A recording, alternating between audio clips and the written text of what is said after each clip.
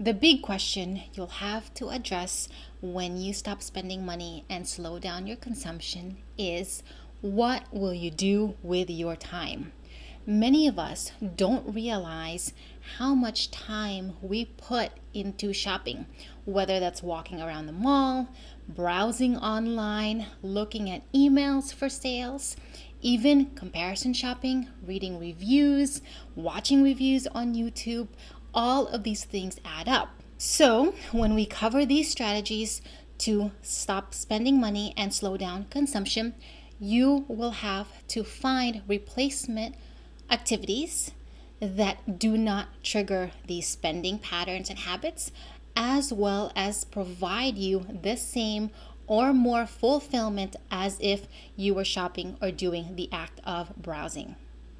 Now, in the first part of this 2-video series, we covered some of the most common spending triggers many of us have. If you have not watched that video, I highly recommend doing so. It's linked in the description below, and it'll also be up in the card somewhere here. So, as a reminder, here are some of the top spending triggers we have. One is our habits and routines, our insecurities, whether it's from childhood or manufactured through advertising. Stress is a big one, an inefficient or ineffective use of time, which leads us to opt for convenient items. The idealized life that we may have seen through movies, videos, and we're trying to replicate. Our social circle. Friends definitely influence the way we spend. Perhaps just the idea of boredom is something that might influence you to spend, or the fact that you are already in debt. You might feel like you can't get out of that cycle, so just continue on that cycle instead. Being a loyalty rewards member can also be a spending trigger because it does influence you to come back to the store, to the brand to spend more. And the last thing is a special event or vacation where you feel like you have to buy something new, something special for this one-time occasion. So understanding which of these triggers push you to buy will inform the action you need to take. It will require a lot of self-reflection, and you need to spend time doing so that you can figure out the right strategy to reduce consumption. I will tell you a quick secret though. Come on. Everyone is trying to get you to spend money. I mean everyone. The whole system has been designed for us to consume, whether that's now or later, and we just need to be aware of that.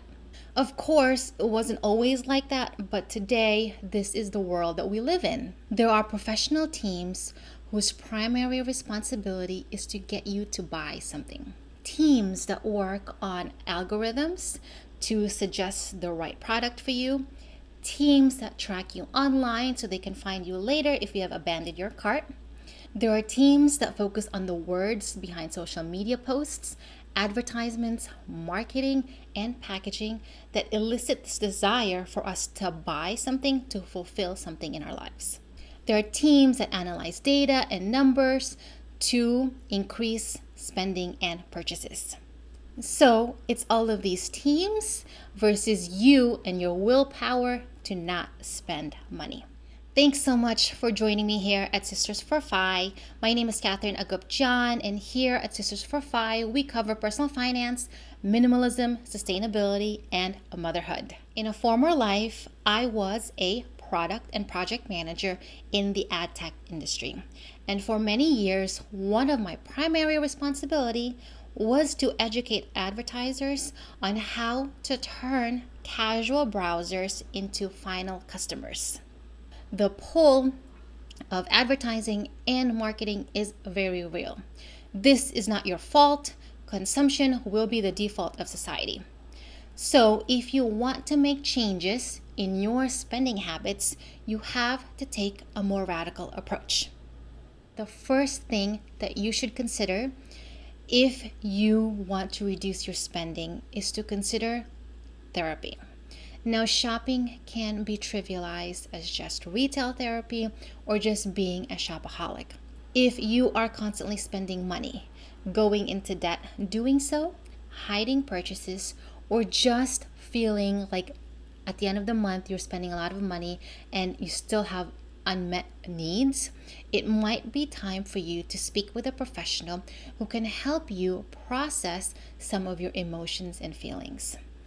Sometimes shopping can be a root of either trauma or emotional and mental health needs that unfortunately have not been addressed. So instead, shopping becomes this coping mechanism to provide that type of fulfillment, even if it's temporary. So, a strategy to really help you process some of your triggers might be to go to therapy and consider chatting with a professional to help you do that. The next big strategy that you are going to take on falls under the umbrella of practicing what's called digital minimalism. Now, we live in a digital attention economy whereby companies everywhere are vying for our time, our eyeballs, and our money in order to become profitable and successful. Of course, this gets easier to do the more connected we are with digital technology. Most companies that also vie for our attention make their livelihoods from advertisements.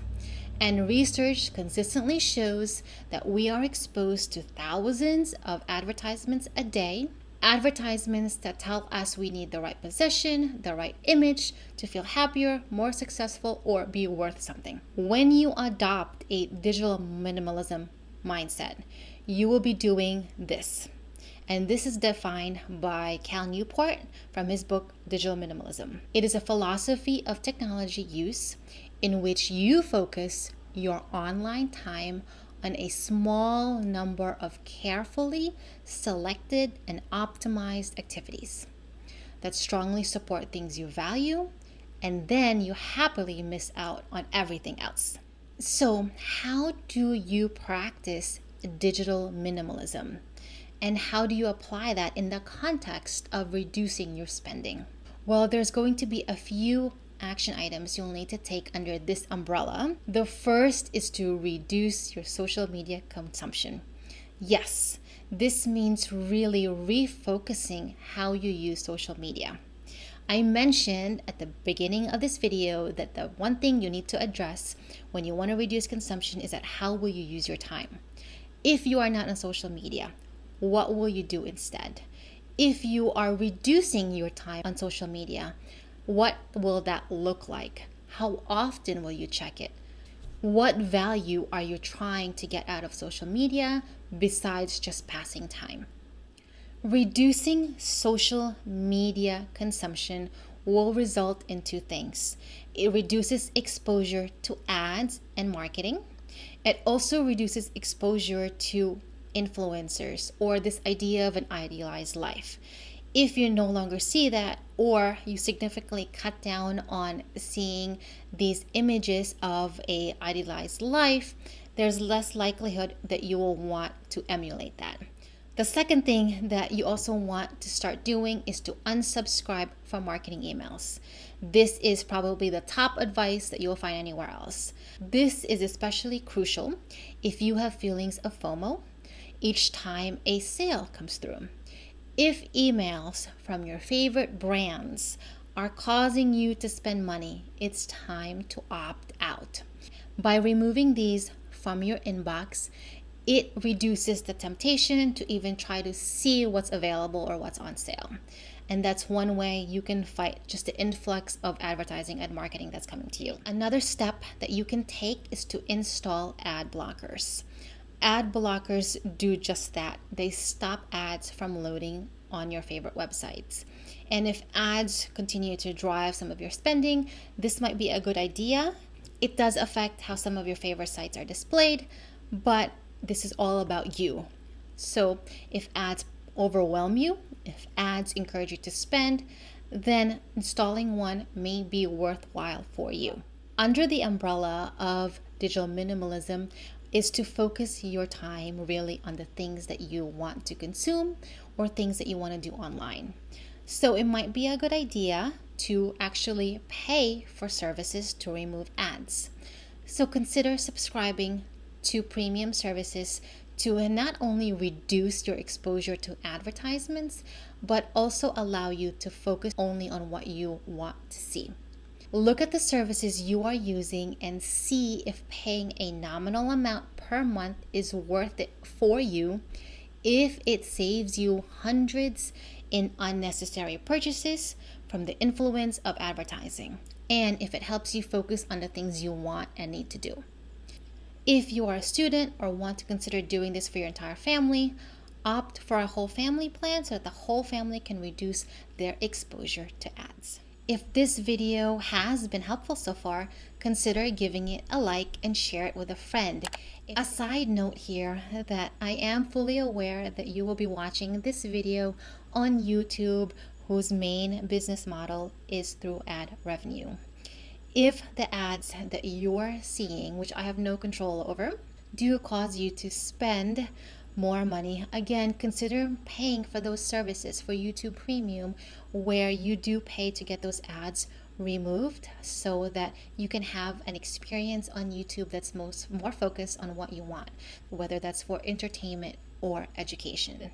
The next strategy to consider is to opt out of being a member to loyalty rewards for your favorite brands or services.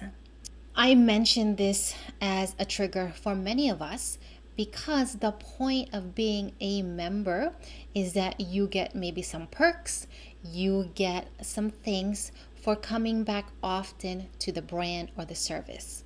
What this means for you, though, is that you end up spending more money and perhaps buying things that you didn't necessarily need or want just because you're a member. So reconsider what type of membership rewards you're using, what kind of loyalty you're giving to these brands, and if that value and that money is worth it for you. An exercise that might be helpful is to look at all of the companies that you are a rewards member for and figure out how much you've spent with that company within the past year.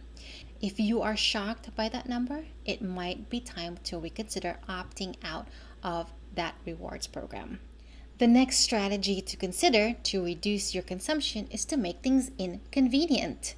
Now, I know we default to a lot of things because it's convenient, but perhaps it's time for us to actually add a step or two to some of the things we're doing so that we make buying inconvenient.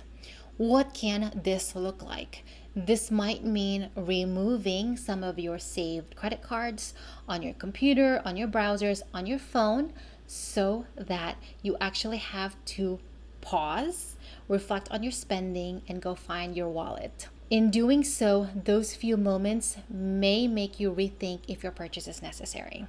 2, stop defaulting to buying something as a solution to everything. This requires that you might have to actually sit down and see if there's alternatives to what you need. Perhaps you already have some of these things at home. You just need to sit down and actually find it. 3, it might be writing things down before you buy them. So instead of automatically adding to cart and order now, you're going to write all of these things so that you can assess if it's absolutely necessary for you to purchase them. On a similar vein, you might add to cart, but wait 24, 70 hours, add that waiting period so that you can truly assess if that purchase is necessary. And lastly, you might want to consider slowing your shipping. Doing this not only provides you that extra time to really think if your purchase is necessary, but it's also good for the environment. The next strategy to consider is to really pay attention to the true cost of your purchase. How much will it cost you in time, in money, in focus, in attention? There's a question that you can also ask yourself when you make a purchase. How will this purchase affect how I use my time? When you start paying attention to the true cost of your purchases, you would need to account for not only the money you're spending, but the time you're spending, not only looking for stuff, browsing for stuff, but also maintaining and organizing these things. All of this adds up.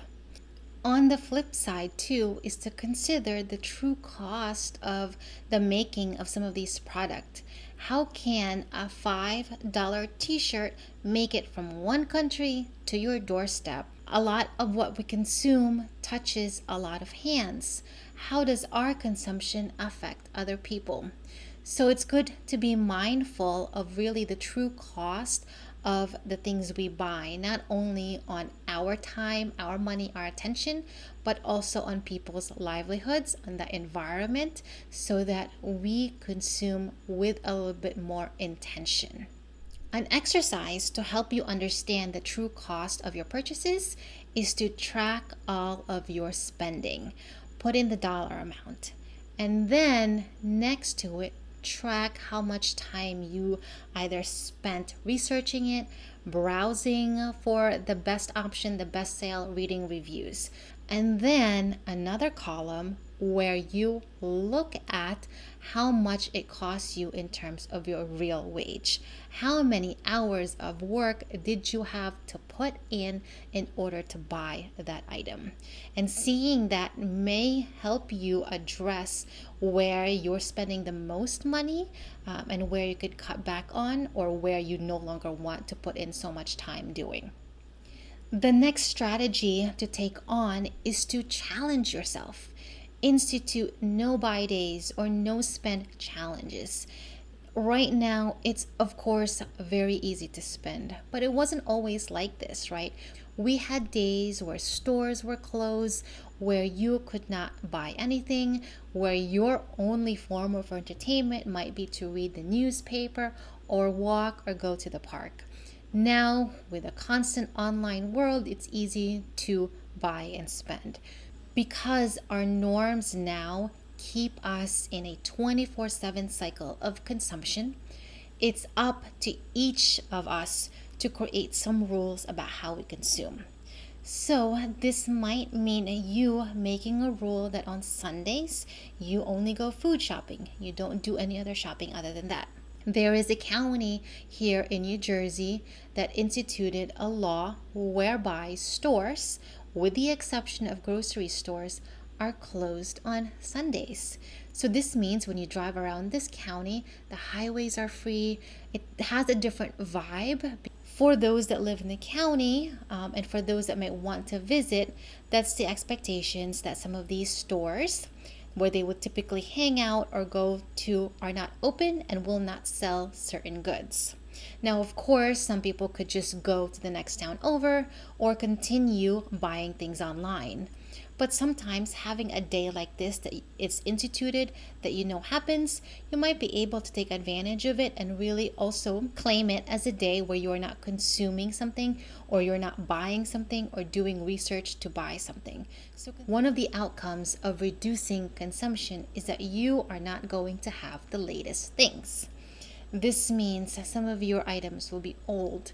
They're not going to be as shiny, and you need to get comfortable with that fact. Many of the times we buy something, it's because we're buying a story.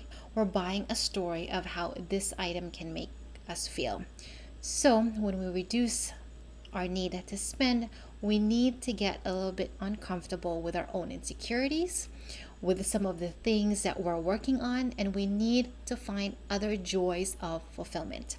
It might be good for you to institute some rules for you to follow when it comes to buying things. Here are some examples that you can add on and find one that fits for you, your lifestyle, and your triggers. 1. Never buy anything on your phone. Always review purchases on the desktop before committing. 2. Put the item in the cart for at least 24 hours to 8 hours before making the purchase. 3. If you are shopping in person, consider moving to a cash-only purchase. 4. Consider instituting a no-spend day, a day where you are not browsing for stuff online, where you are not looking for things to buy, or where you're not buying things that are not necessities or consumables. 5. Consider the one in, one out policy. If you are going to buy something, consider taking something from your home out so that you are not left with a lot of clutter. And lastly, consider taking on a hobby where you can fix and mend some of the things in your home. That way you have an appreciation for how things are made, how things can be fixed, and how you can extend the life of these things. And that might lead to a lot of fulfillment which means you won't need to do as much shopping to address some of your other needs. If you are not spending this money, how else could you be using that money for good? Could you be sharing it in your community? That's another way to look at how you can spend money a little bit better and wisely to leave an impact not only for yourself, your family, but your community as well. If you want more videos like this where we cover personal finance, minimalism, sustainability, and motherhood, consider subscribing to Sisters for Fi, where we release a new video every week.